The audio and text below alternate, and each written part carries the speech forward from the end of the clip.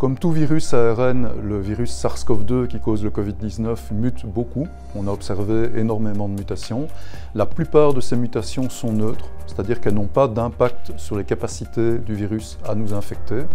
De rares mutations ont été décrites capables d'augmenter la capacité du virus à infecter nos cellules.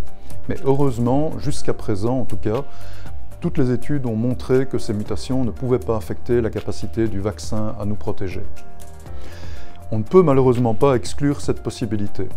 Et une manière de réduire la probabilité que des mutations apparaissent qui invalident la vaccination, c'est en fait de se faire vacciner, d'arriver à une immunité collective qui va réduire la circulation du virus et donc réduire son taux de mutation en pratique.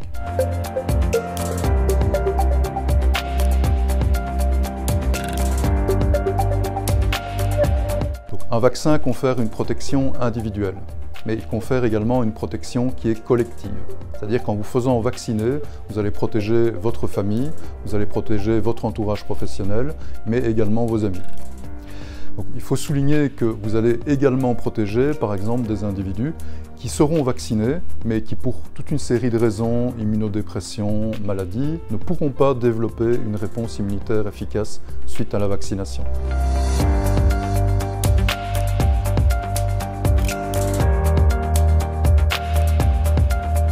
Il faut également souligner que pour ceux qui préféreraient, entre guillemets, se faire infecter naturellement plutôt que de se faire vacciner, une étude récente du Lancet a montré que 6 mois après l'infection, après le développement du Covid-19, on observe encore chez 50% au moins des patients au moins un symptôme lié à la pathologie.